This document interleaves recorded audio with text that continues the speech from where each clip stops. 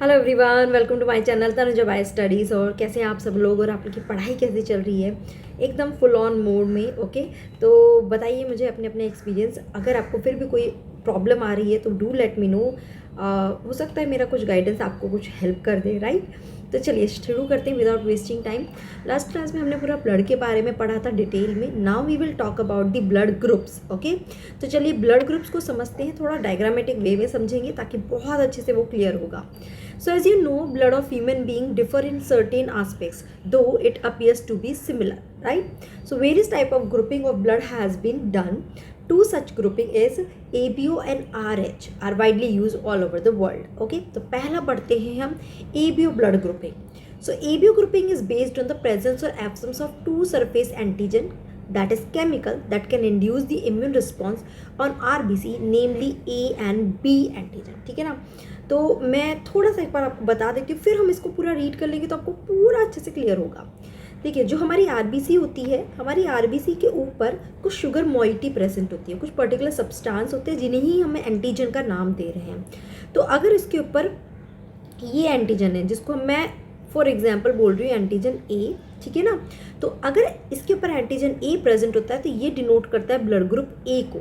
समझ आ रही है बात? एंटीजन ए होगा और एंटीबॉडी इसके पास कौन सा होगा? एंटीबॉडी, एक मिनट मैं इसको दूसरे कलर से बता देती हूँ। एंड एंटीबॉडी इसके पास होता है बी। ठीक है, ध्यान रखना, बस ये डायग्राम थोड़ा सा ध्यान रख लेंगे तो बहुत इजी जाएगा आपको समझने में। ठीक है ना? ऐसे ही एक और आरबीसी होती है जिसके ऊपर एंटीजन कौन सा होता है? It is antigen B. ठीक है ना? बट इसके पास एंटीबॉडी कौन सा होगा? ए। ध्यान रखना, ऑल चीज़ ऑपोजिट में, मतलब कि ए ब्लड ग्रुप की जो आरबीसी है इसमें एंटीजन ए होगा तो वो एंटीबॉडी ए प्रोड्यूस नहीं कर सकता। वो कौन सा एंटीबॉडी प्रोड्यूस कर सकता है? बी एंटीबॉडी प्रोड्यूस कर सकता है। समझ आ रही है वाली बात? ऐसे ही बी वाले में वो ए एंटीबॉडी प्रोड्यूस कर सकता है। ठीक है, अब जो ए बी ब्लड ग्रुप वाला है उसके पास दोनों तरह के एंटीजन है। उसके पास दोनों तरह के एंटीजन है, antigen A and antigen B. और एंटीबॉडी, अब देखिए दोनों है तो इसके पास एंटीबॉडी है ही नहीं, कोई एंटीबॉडी इसके पास नहीं होती है। और ओ ब्लड ग्रुप जो है, ओ यानी ज़ीरो, इसके पास कोई एंटीजन नहीं है, there is no antigen present on the surface, but antibody इसके पास दोनों है। मैं यहाँ लिख देती हूँ ए एंड बी, दोनों एंटीबॉडी इसके पास प्रेजेंट होती है। बस ये थोड़ा सा ध्यान रखेंगे तो बहुत इजी आपको समझ में आएगा कि हम किसको ब्लड दे सकते हैं, किसको नहीं दे सकते। देखिए, वही इन्होंने टैबुलर फॉर्म में बता दिया कि एंटीजन ए प्रेजेंट होगा, बी के ऊपर बी एंटीजन, मैंने डायग्राम में आपको ये बता दिया। ए बी में दोनों एंटीजन और यहाँ पे निल एंटीबॉडी, यहाँ पे बी एंटीबॉडी मैंने आपको यहाँ डायग्राम में बता दिया है। यहाँ ए एंटीबॉडी, यहाँ पे कुछ नहीं, और यहाँ अभी डोनर ग्रुप, यानी किस किस को ब्लड दे सकते हैं। देखो, ए जो है वो ब्लड दे सकता है किसको? अपने खुद के ए को, और ओ को दे सकता है। ठीक है, इसको लेट्स से थोड़ा सा समझते। देखो, मैंने आपको बताया कि कोई भी चीज़ जो बाहर से हमारी बॉडी में एंटर करती है, हमारा बॉडी उसकी सरफेस पे जो कुछ भी फ्लैंकिंग हो रहा है, हमारा बॉडी उसको रिकग्नाइज करता है, और उसको रिकग्नाइज करता है एज एन एंटीजन कि भाई ये कोई बाहर से दुश्मन आया और हमें इसे मारना है। आ रही बात समझ में? तो कैसे रिकग्नाइज करता है? उसकी सरफेस पे जो चीज़ है वो उसको आइडेंटिफाई करता है और उसके रिगार्डिंग या उसके अकॉर्डिंग वो एंटीबॉडी बनाता है कि वो उसकी सरफेस पे जो भी स्ट्रक्चर है वो उससे फिट हो जाए हमारी एंटीबॉडी, और उसको किल कर दे। समझ आ रही है बात, राइट? तो यानी बाहर से जो कुछ भी आ रहा है उसकी सरफेस पे क्या है, हम उसको रिकग्नाइज करते हैं। ठीक है ना? अब मान के चलते हैं कि ए ब्लड ग्रुप वाला कोई पर्सन है, अब उसे ब्लड चाहिए। मान लो उसे बी ब्लड ग्रुप वाले पर्सन ने ब्लड दिया। ठीक है, ए ब्लड ग्रुप वाला पर्सन है तो इसके ऊपर क्या है? एंटीजन ए है और एंटीबॉडी क्या है? बी है। अब मान लो उसको बी ब्लड ग्रुप वाला पर्सन आया और उसे ब्लड देने के आया। बी ब्लड ग्रुप वाला पर्सन अपने ऊपर क्या लेके आया? अपने ऊपर लेके आया एंटीजन बी और एंटीबॉडी ए लेके आया। ठीक है ना? जब ये बी एंटीजन लेके आया तो वो, उसको एंटीबॉडी से मतलब नहीं है कि उसके जो आ रहा है उसके पास क्या एंटीबॉडी है, उसको मतलब है कि उस पर क्या एंटीजन डिस्प्ले हो रहा है। आ रही बात समझ में? ठीक है ना? राइट, तो अब क्या हुआ? जैसे ही एंटीजन ए बी उसको रिकग्नाइज हुआ, उसके पास ऑलरेडी एंटीबॉडी बनी हुई है, उसके पास ऑलरेडी एंटीबॉडी बनी हुई है, वो आएगा और इसको किल कर देगा, सारी डिस्ट्रॉय कर देगा। यानी कि हम बी ब्लड ग्रुप वाले ब्लड का नहीं ले सकते हैं। मतलब कि सपोज मेरा ब्लड ग्रुप ए है तो मैं बी वाले से नहीं ले सकती ब्लड, मैं ए से ही क्यों ले सकती हूँ? क्योंकि ए के पास कौन सा एंटीजन है? ए एंटीजन है, बी एंटीजन नहीं है। एंटीबॉडी हमारे पास क्या प्रोड्यूस कर सकता है, ए वाला बी एंटीबॉडी, यानी कि बी एंटीजन लेके आएगा तो प्रॉब्लम क्रिएट होगा, बट इसके पास तो बी एंटीजन है ही नहीं। ओ के पास क्यों, क्योंकि ओ के ऊपर तो कोई एंटीजन ही नहीं है, समझ रही हो, ओ के ऊपर कोई एंटीजन ही नहीं है, कोई रिएक्शन ही नहीं होगी। ए बी क्यों नहीं ले सकता, क्योंकि ए बी के ऊपर दोनों एंटीजन है, एंटीजन ए भी है, एंटीजन बी भी है। वो रिकग्नाइज करेगा, अच्छा एंटीजन बी है, मेरे पास इसके अगेंस्ट एंटीबॉडी है और मैं बना भी सकता हूँ, और वो हैंड टू हैंड उसको किल कर देगा। समझ आ रही है? इसलिए कुछ पर्टिकुलर ब्लड से ही हम ले सकते हैं। तो ये किसको ले सकता है, किसको दे सकता है, इसको मैं थोड़ा सा जनरली एक फ्लो चार्ट के फॉर्म में बताती हूँ जनरली बच्चों को। जैसे कि क्या, ये मेरा ओ ब्लड ग्रुप है, ओके, ओ ब्लड ग्रुप है, ये किसको दे सकता है, ये ए को दे सकता है, ये बी को दे सकता है, और ये ए बी को भी दे सकता है, और ये खुद को भी दे सकता है। आई बात समझ में? ए किसको दे सकता है, ए बी को दे सकता है और खुद को दे सकता है, बी भी ए बी को दे सकता है और खुद को दे सकता है, और ए बी जो है वो सबसे ले सकता है और खुद को भी दे सकता है, पर वो सिर्फ और सिर्फ खुद को दे सकता है, वो किसी को नहीं दे सकता। That's why this is called universal recipient, ठीक है ना, और इसको हम क्या बोलते हैं, यूनिवर्सल डोनर। क्लियर है ये चीज़, समझ आई ये चीज़, ठीक है ना। तो इसी को ही चलिए थोड़ा सा रीड करते और फिर समझते, कोई भी डाउट फिर भी रहा हो तो फिर मुझे बताना, right. Similarly the plasma of different individual contain 2 natural antibody protein produce in response to antigen, मतलब एंटीजन के रिस्पॉन्स में जो प्रोटीन प्रोड्यूस होता है उसी को ही हम एंटीबॉडी बोलते हैं। So the distribution of antigen and antibody in the 4 group of blood A B and O are given in the table, हम इसको कर चुके हैं। So you probably know that during blood transfusion, any blood cannot be used. The blood of donor has to be carefully matched with the blood of a recipient before any blood transfusion to avoid severe problem of clumping, मतलब कि clotting ना हो जाए, destruction of RBCs, क्योंकि हम attack करेंगे तो हम RBC को डिस्ट्रॉय कर देंगे। क्लियर है, समझ आई वाली बात। So the donors compatibility is shown in this one, okay. तो अब आपको क्लियर रहेगा हम किससे ब्लड ले सकते हैं, हम किसको ब्लड दे सकते हैं। बस सिंपल सी चीज़ याद रखना, मेरा ब्लड ग्रुप क्या है, मेरे पास कौन सी एंटीबॉडी है और सामने वाला कौन सा एंटीजन लेके आ रहा है, बस। तो अगर वो मैच कर रहा है, मतलब एक दूसरे के कॉम्पैटिबल वाला एंटीजन एंटीबॉडी है, तो हम उसका ब्लड नहीं ले सकते। अगर वो मैच नहीं कर रहा है तो हम उसका डेफिनेटली ब्लड ले सकते हैं, ठीक है। तो यानी कि ए बी जो है वो सबसे ब्लड ले सकता है और ओ सिर्फ और सिर्फ खुद से ब्लड ले सकता है और सबको दे सकता है, okay.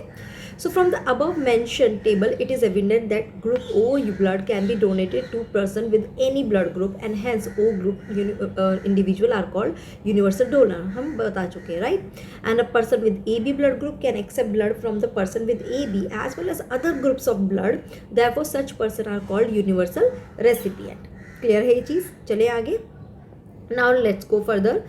RH ग्रुपिंग, ठीक है ना। अब दूसरी ग्रुपिंग बात करते हैं। मैंने आपको बोला कि ये इसके ऊपर एंटीजन A या फिर B जो भी है ना, ये एंटीजन A या B प्रेजेंट होता है। इसके अलावा एक और यहाँ पे ग्रुप प्रेजेंट होता है, एक और चीज़ प्रेजेंट होती है जिसको हम बोलते हैं RH फैक्टर, ओके। अगर ये RH फैक्टर प्रेजेंट होगा, अगर ये प्रेजेंट होगा तो हम इसको बोलते हैं RH positive.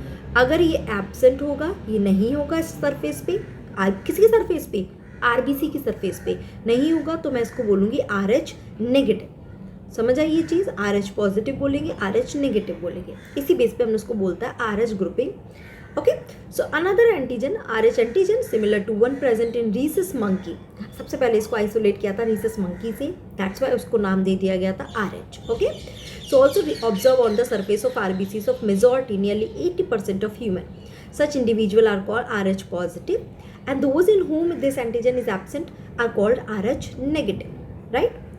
An RH negative person if exposed to RH positive blood, अभी ध्यान रखना, अगर सपोज मेरा ब्लड ग्रुप क्या है, RH नेगेटिव है, और मुझे जो ब्लड आ रहा है, मान लो मेरा ब्लड ग्रुप A है, मैं A वाले से ही ले रही हूँ, मैं ले सकती हूँ A वाले से, और मैं O से भी ले सकती हूँ, कोई प्रॉब्लम नहीं है। बट मेरा ब्लड ग्रुप क्या है, A नेगेटिव है और मैं ले रही हूँ A पॉजिटिव से। समझ रहे हो इस चीज़ को, ध्यान से सुनना। अगर मेरा ब्लड ग्रुप क्या है, ए नेगेटिव है, यानी मेरे पास RH नेगेटिव है, और मेरे पास जो ब्लड में ले रही हूँ वो ए पॉजिटिव, यानी कि वो अपने ऊपर क्या है, RH फैक्टर लेके आ रहा है, मेरा बॉडी इसको क्या रिकग्नाइज करेगा, एज अ पैथोजन रिकग्नाइज करेगा, और मेरा इम्यून सिस्टम एक्टिवेट हो जाएगा और उसके अगेंस्ट एंटीबॉडीज बनाएगा और उसे किल कर देगा। इसलिए एक RH नेगेटिव वाला पर्सन अपना अगर सेम ब्लड ग्रुप भी ले रहा है तो भी उसको मैच करना पड़ेगा कि वो RH नेगेटिव ही हो, समझ रहे हो, वो RH पॉजिटिव से नहीं ले सकता। हाँ, अगर मेरा ब्लड ग्रुप RH पॉजिटिव है और मुझे ब्लड दे रहा है RH नेगेटिव वाला, दोनों ए है, सेम है, या फिर ओ ब्लड ग्रुप से कुछ से भी ले सकते हो, जिससे भी हम ले सकते हैं, राइट, बट वो RH नेगेटिव है तो कोई इशू नहीं है, कोई इशू नहीं है। RH पॉजिटिव तो ले सकता है, राइट, क्योंकि उसके सरफेस पर कुछ नहीं है, वो कुछ रिकग्नाइज ही नहीं करेगा, ओके, बट RH नेगेटिव नहीं ले सकता। बट वैसे ही RH नेगेटिव पॉजिटिव ये भी मैच ही होने चाहिए, ये ऐसा नहीं है कि RH पॉजिटिव लिया तो नेगेटिव से ले लेगा या इससे ले लेगा, उसका भी मैच होना चाहिए, okay, this one also not possible, ठीक है, ये भी नहीं हो सकता कि नहीं तो फिर वो ब्लड डिफर हो गया, राइट, समझ रही हो। सो if an RH negative person, if exposed to RH positive blood, will form a specific antibody against the RH antigen. Therefore RH group should also be matched before transfusion, है ना, इसलिए match होना चाहिए ए positive positive से, negative negative से match होना चाहिए। ये भी हम नहीं करेंगे, राइट, हम नहीं कर सकते, सब मैच होना चाहिए। A special case of RH incompatibility mismatching have been observed between the RH negative blood of a pregnant mother with the RH positive blood of the fetus, ठीक है ना। तो ये compatibility हमने देखी थी, इसको बोलते हैं erythroblastosis fetalis, मतलब कि एक मदर है और इस मदर का ब्लड कैसा है, RH नेगेटिव है, ओके। अब इस मदर ने एक मैरी किया जिस पर्सन से, उसका सपोज RH ब्लड ग्रुप क्या है, पॉजिटिव है। जब इनका बेबी जो इसकी वॉम में है, मदर की वॉम में, तो फादर से पॉजिटिव फैक्टर आ सकता है, तो इस फीटस का ब्लड ग्रुप क्या हो गया, RH पॉजिटिव हो गया, है ना, क्योंकि पहला क्वेश्चन तो होता है कि मैम जब उसका मदर का ही नेगेटिव है तो फिर इसमें पॉजिटिव कैसे आ गया, पॉजिटिव आ गया उसके फादर से आ गया फैक्टर। अब RH पॉजिटिव है, कोई प्रॉब्लम नहीं है, सर्वाइव कर रहा है, ठीक है ना। वो बोल रहा है RH antigen of the fetus do not get expose to RH negative blood of the mother in the first pregnancy as two bloods are very well separated by the placenta, समझ रहे हो। प्लेसेंटा के through क्या होता है कि blood नहीं जाता है, एंटीबॉडीज़ तो जा सकते हैं बट RBCs नहीं जा सकती है, क्योंकि RBCs का साइज़ बड़ा होता है, वो प्लेसेंटा को क्रॉस करके फीटस में नहीं जा सकती है। सिर्फ उसमें ब्लड के अंदर जो भी मिनरल है, न्यूट्रिएंट्स है या फिर एंटीबॉडीज़ है, वो प्लेसेंटा को क्रॉस कर सकती है, ठीक है ना। तो दोनों का ब्लड सेपरेट है, कोई मिक्सिंग नहीं हो रहा है। बट जब इस बच्चे की डिलीवरी होती है, at the time of delivery थोड़ा सा ब्लड किसके अंदर इंट्रोड्यूस हो जाता है, मदर के ब्लड के अंदर इंट्रोड्यूस हो जाता है, उसकी बॉडी में इंट्रोड्यूस होता है at the time of delivery. जैसे ही बॉडी में इंट्रोड्यूस हुआ, मदर के ब्लड ने इसको आइडेंटिफाई किया, इसने बोला कि ये तो कोई अपने ऊपर RH फैक्टर लेके आ रहा है, चलिए इसे डिस्ट्रॉय करते हैं। वो क्या करेंगे, इसके अगेंस्ट एंटीबॉडीज़ बनाएंगे और इसे डिस्ट्रॉय कर देंगे, ठीक है, कोई प्रॉब्लम नहीं, बच्चे का तो बर्थ हो चुका है, राइट। बट इसके लिए वो कुछ थोड़े से मेमोरी एंटीबॉडीज़ बना के रख लेते हैं कि भाई फ्यूचर में कभी कुछ हुआ तो हम इसे छोड़ेंगे नहीं, मार देंगे वहीं। अब मान लो नेक्स्ट प्रेगनेंसी होती है, अब अगर नेक्स्ट प्रेगनेंसी होती है और मान के चलो कि नेक्स्ट प्रेगनेंसी में भी जो फीटस है वो RH पॉजिटिव वाला आ गया। Now as I told you, placenta से RBC नहीं क्रॉस कर सकते बट एंटीबॉडीज़ क्रॉस कर सकते हैं, और मदर की बॉडी में ऑलरेडी इसके लिए एंटीबॉडीज़ बनी हुई है। वो प्लेसेंटा से जाएगी और फीटस के पास जाएगी और फीटस में जाके उसके सारे RBCs को किल कर देगी और वो फीटस को एनीमिया हो जाएगा और फीटस वहीं मर जाएगा, वो सर्वाइव कर ही नहीं पाएगा। But the thing is what, fetus RH positive होना चाहिए, राइट।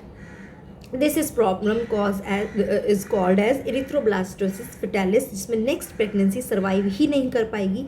इसके लिए क्या करना होगा, जब फर्स्ट डिलीवरी होती है उसी time pre form RH factor के लिए प्री फॉर्म एंटीबॉडी मदर के ब्लड में हैंड टू हैंड डालनी होगी। क्या डालनी होगी, प्री फ्रॉम मदर के ब्लड में हैंड टू हैंड एंटीबॉडीज़ डालनी होगी, ताकि मदर के ब्लड का इम्यून सिस्टम एक्टिवेट ना हो, वो उसके अगेंस्ट एंटीबॉडीज़ ना बनाए, कोई मेमोरी एंटीबॉडीज़ भी ना बने, समझे।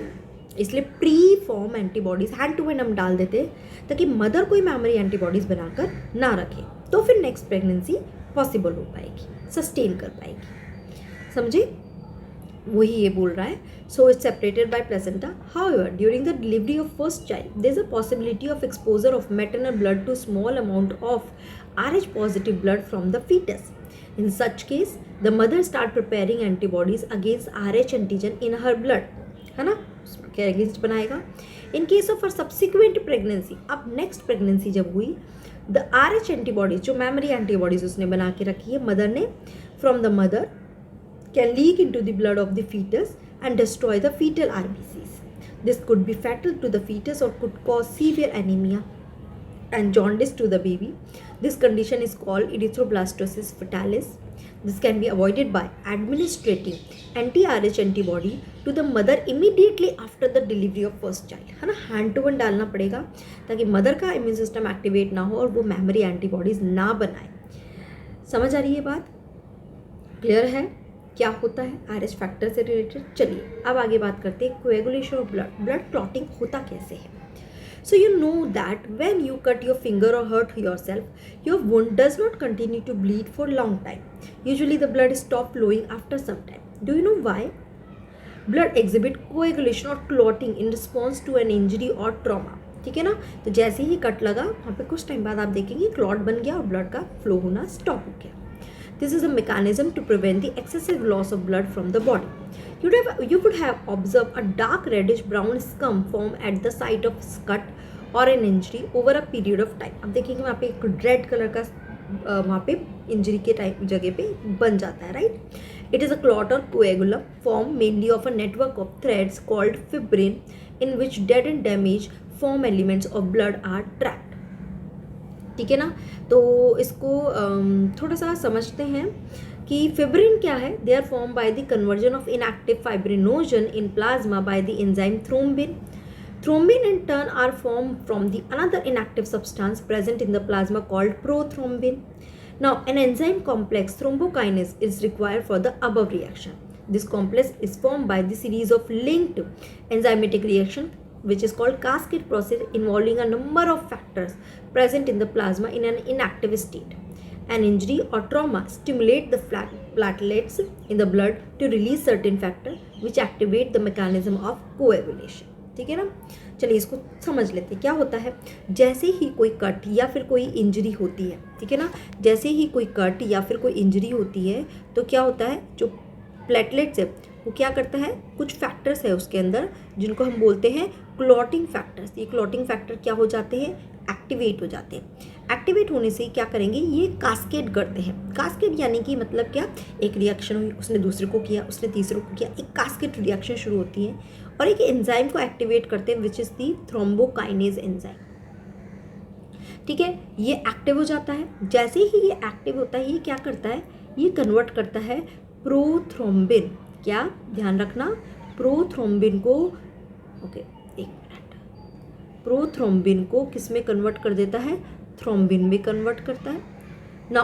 थ्रोम्बिन क्या करता है, ये एक दूसरा सब्सटेंस जो भी इनएक्टिव स्टेट में, देखिए ये इनएक्टिव है, प्रोथ्रोम्बिन इनएक्टिव है और थ्रोम्बिन क्या हो गया, एक्टिव हो गया। और ये सब एक्टिव कब हो रहे हैं, जब इंजरी हो रही है। Fibrinogen this is also inactive और इसको कन्वर्ट कर देता है किसमें, फिब्रिन में, फाइब्रिन, ठीक है ना, फिब्रिन। अब ये क्या है, एक्टिव है ना। ये क्या है, एक थ्रेड लाइक स्ट्रक्चर है, एक फाइबर लाइक स्ट्रक्चर है। ये क्या करता है, बहुत सारे ये फिब्रिन मिल के ऐसे थ्रेड लाइक स्ट्रक्चर से एक पूरा नेटवर्क बना लेते हैं उस कट वाली साइड पे। अब क्या होता है, जैसे ब्लड फ्लो होता है, आरबीसीज का साइज बड़ा होता है, आरबीसीज इनके अंदर फंस जाती है, सारी ट्रैप हो जाती है, सारी आरबीसीज और डेड आरबीसीज, डेड सेल्स और वॉट एवर इट इज़, सब इसमें ट्रैप हो जाती है और this is how blood clot getting form.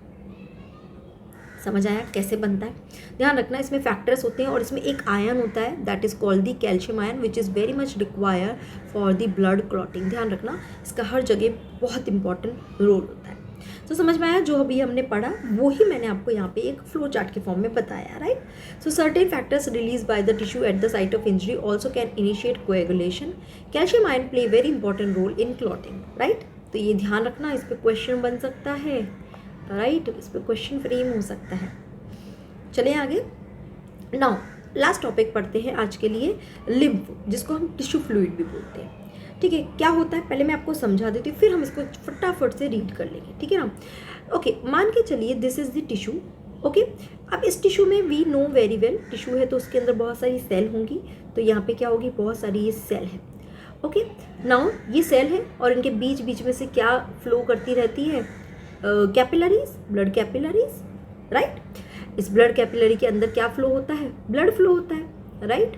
Okay, right. एक और चीज़, ये जो टिश्यूज़ है इनके बीच बीच के जो स्पेस है, राइट।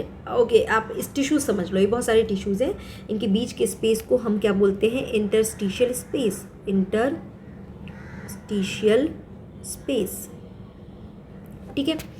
अब ध्यान रखिए, जब ब्लड इस कैपिलरी में फ्लो होता है तो क्या होता है, बहुत प्रेशर से फ्लो होता है। इन कैपिलरीज में छोटे छोटे पोर्स होते हैं जहाँ से ब्लड स्क्वीज आउट होके, ठीक है, स्क्वीज आउट होके ये इस इंटरस्टिशियल स्पेस में आके कलेक्ट हो जाता है, समझे। ओके, इंटरस्टिशियल स्पेस में आके कलेक्ट हो जाता है and now this is called the tissue fluid. अब इसे हम क्या बोल रहे हैं, we called is tissue fluid. आई बात समझ में, है ना। ओके, आपको क्या लगता है इन फ्लूइड्स में क्या क्या प्रेजेंट होगा, क्या लगता है इसमें आरबीसी प्रेजेंट होगा, इसमें आरबीसी नहीं होगा, ये ध्यान रखना। क्यों नहीं होगा, क्योंकि आरबीसी का साइज बड़ा होता है, वो जल्दी से किसी भी मेम्ब्रेन को क्रॉस नहीं कर पाता। इसमें डब्ल्यूबीसीज जरूर से प्रेजेंट होंगे, कुछ प्रोटीन्स भी प्रेजेंट होंगे, प्लाज्मा होगा, एवरीथिंग वुड बी देयर, ये सब होंगे, पर आरबीसीज नहीं होंगे। ओके, अब क्या होता है, क्या है, वापस से ये फ्लूइड थोड़ा सा तो वापस इसके अंदर भी चला जाता है, किसके अंदर, कैपिलरीज के अंदर वापस चला जाता है। एंड बाकी का फ्लूइड क्या होता है, एक और यहाँ पे वेसल्स फ्लो होती रहती है, सारा फ्लूइड आता है और इन वेसल्स के अंदर पोर होने लग जाता है। इसको हम बोलते हैं लिम्फेटिक वेसल्स, लिम्फेटिक वेसल्स। और इसके अंदर का जो ये फ्लूइड है इसको हम क्या बोलते हैं, वी कॉल्ड इट लिम्फ। तो lymph is like a tissue fluid, है ना। वो टिश्यू फ्लूइड जब लिम्फ वेसल्स में चला जाता है तो हम उसको लिम्फ बोलते हैं। तो ये इसके अंदर क्या है, डब्ल्यूबीसीज है, तो इसलिए डिफेंस में बहुत इंपॉर्टेंट रोल प्ले करती है। जैसे कि ब्लड है, तो मान लो कोई एंटीजन ब्लड से एस्केप हुआ, वो सोचता है मैं बहुत स्मार्ट हूँ, मैं ब्लड से एस्केप होकर लिम्फ में चला जाता हूँ, बट नहीं, उसको पता नहीं कि हमारा सिस्टम उससे भी ज़्यादा स्मार्ट है। हम लिम्फ में भी अपने डब्ल्यूबीसीज, हमने सोल्जर्स रहते हैं, वो जहाँ भी जब कुछ पर्टिकुलर जगह में वो सोल्जर्स ज़्यादा रहते हैं, इट्स लाइक अ लड़ाई का मैदान जहाँ पे फाइट हो सकती है, उनको बोलते हैं लिम्फ नोड। ये मैं पढ़ा चुकी हूँ, राइट, उनको बोलते हैं लिम्फ नोड। ओके, तो वहाँ पे क्या होते हैं, वो बैटल फील्ड में जैसे ही वो वहाँ से क्रॉस कर रहे होते हैं, कौन, जर्म्स, पैथोजेंस, तो वो जो आरबीसी डब्ल्यूबीसी है वो उन्हें ट्रैप कर लेती है और वो वहाँ किल कर देती है। तो this is how it prevent. Okay, चलिए इसको रीड करते हैं, समझते हैं। So as the blood passes through the capillary in the tissue, some water along with many small water soluble substances move out into the space between the cells of the tissue, leaving the larger protein and most of the form element in the blood vessels। ठीक है ना, blood vessels में form elements बहुत सारे रह जाएंगे, बहुत सारा प्रोटीन, बहुत सारे स्मॉल स्मॉल सब्सटेंसेस उसमें आ जाएंगे, वाटर सॉल्युबल सब्सटेंस भी आएंगे। This fluid release out is called the interstitial fluid और टिश्यू फ्लूइड। ठीक है, it has the same mineral distribution as that in plasma. Exchange of nutrient gases etcetera between the blood and the cell always occur through this fluid, है ना। मतलब कि tissue को देना है तो इस फ्लूइड में से निकला, तो ये जो फ्लूइड है इससे टिश्यू को न्यूट्रिएंट मिला, बाकी का वो चला गया कहाँ, लिम्फ में, मतलब लिम्फेटिक वेसल्स में, समझे। तो ये एक्सचेंज करने में हेल्प करता है, न्यूट्रिएंट की एक्सचेंज करने, जैसे ब्लड न्यूट्रिएंट्स को डिफरेंट ऑर्गन्स तक ट्रांसपोर्ट करने का काम करता है, ऐसे ही लिम्फ भी हेल्प करता है। An elaborate network of vessels called the lymphatic system collects this fluid and drain it back to the major vein, है ना। तो जब ये सारा लिम्फ आ जाता है, लिम्फ को वापस उसको मेन वेन में डाल देते हैं और फिर ये मेन वेन से वापस ये हार्ट में जाता है और हार्ट से फिर ये वापस फ्लो होके जाता है, and this is how it goes on. So the fluid present in the lymphatic system is called the lymph. Lymph is a colorless fluid containing specialized lymphocytes which are responsible for immune response of the blood. Okay, मतलब body, मतलब RBCs की बात करें, basically lymphocytes, B and T lymphocytes इसमें major amount में रहती है। So lymph is also an important carrier for nutrient, hormones. Fats are absorb through lymph in the lacteal present in the intestine of life. ये बहुत important role play करता है lymph. जो हम खाना खाते हैं जिसमें हमारा जो फैट होता है तो हमारा ब्लड हर तरह के न्यूट्रिएंट को एब्जॉर्ब कर लेता है, protein, carbohydrate, glucose, everything is being absorb, but fat वो एब्जॉर्ब नहीं कर सकता। तो फैट को एब्जॉर्ब करने के लिए वहाँ पे लिम्फेटिक वेसल्स है ना, ये भी वहाँ पे प्रेजेंट होती हैं, जिनको हम क्या बोलते हैं, उन लिम्फेटिक वेसल्स को वहाँ पे हम बोलते हैं लैक्टियस। कहाँ पे प्रेजेंट होती है, ये जो हमारा स्टमक है इसके अंदर जो विलाई है, उन विलाई के अंदर में ये लिम्फेटिक वेसल्स प्रेजेंट होती है, ठीक है ना। तो यहाँ पे जो भी फैट मॉलिक्यूल है, ये लिम्फेटिक वेसल्स उस फैट को लेता है, इंटेस्टाइनल विलाई से एब्जॉर्ब करता है और उसको वापस मेन वेन में डाल देगा। एक तरह से अल्टीमेटली वो ब्लड में फैट आ जाएगा, है ना। मतलब डायरेक्ट ब्लड एब्जॉर्ब नहीं कर सकता, तो ये एब्जॉर्ब करके उसको हेल्प करता है हमारी बॉडी को फैट को देने में। तो ये बहुत ही इंपॉर्टेंट रोल है फैट एब्जॉर्ब थ्रू लिम्फ इन दी लैक्टियस। याद रखना, इस पर क्वेश्चन बन सकता है। समझ आ रही है बात? ओके, सो आई होप यहाँ तक का क्लियर हुआ होगा। फिर भी कोई डाउट है तो आप मुझे ज़रूर बताना, हम उसको डिस्कस करेंगे डेफिनेटली। चलिए नेक्स्ट क्लास में हम सर्कुलेटरी पाथवे और उसके साथ साथ ही हम पूरा हार्ट को अच्छे से समझेंगे। यहाँ तो कोई भी डाउट हो तो डू लेट मी। ओके, चलिए bye bye, take care, keep doing study.